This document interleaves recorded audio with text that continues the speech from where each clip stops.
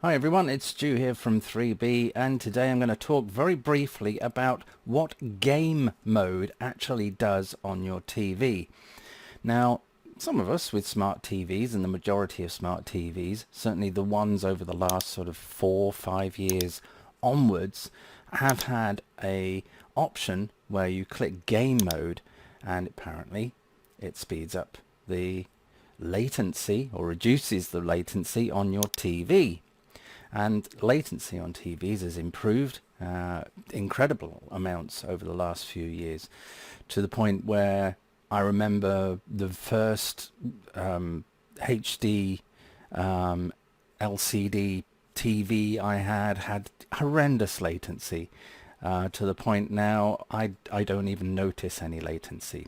Here's the thing, I don't notice any latency and I don't even use game mode. So what does game mode actually do? Well, game mode, all it really is an on-off switch. And it's an on-off switch to all the processing that your TV is capable of doing. So what do I mean by processing?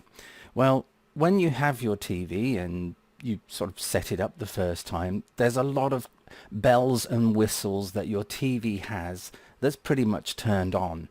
So things like auto motion plus, smoothing and things like that. Anything that's going to cause the TV to do some additional processing to the signal path. A lot of these sort of processes add what's called the soap opera effect, where it's sort of things appear a bit too sort of weird and silky smooth, or skin textures look sort of somewhat artificial. A lot of people like all these features on their TVs, and some of them are quite good, but a lot of the time they take away, they're processing the signal path again, and they're adding elements to it that, to my eye, make it look more artificial than real.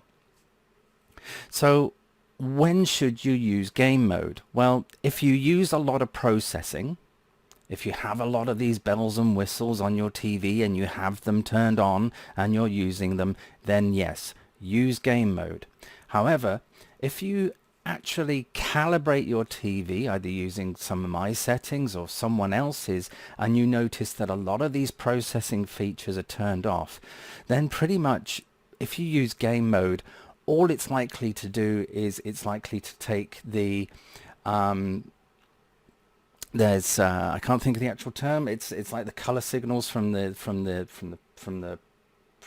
console or your PC or whatever, and then use those instead of the ones that you've set. That's the only thing it's likely to do. Other than that, if you don't select game mode and you have none of these processing features turned on, then you're not going to notice any difference.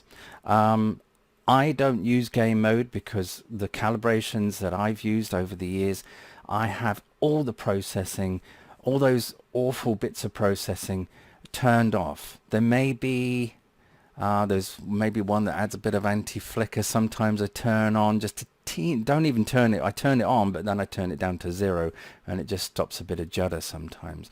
But other than that, I pretty much turn them off. I turn them off. I certainly don't have auto motion plus or things like that that basically bugger around with the signal that's coming through and present it in this sort of awful, weird, sort of pastiche, silky smooth, weird sort of soap opera thing.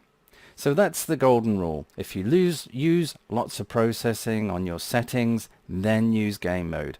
If you don't use any processing at all, and you like your sort of color palette the way it is and how it looks, how you, when you watch movies and so on, you like how that looks, and then you go to your games, you don't have to use game mode. That's the golden rule. It's really quite simple. Let me know your thoughts below. If you're not a subscriber, consider that.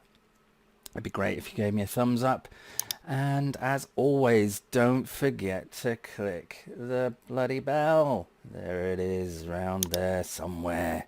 Click it now. Thanks again. See you next time.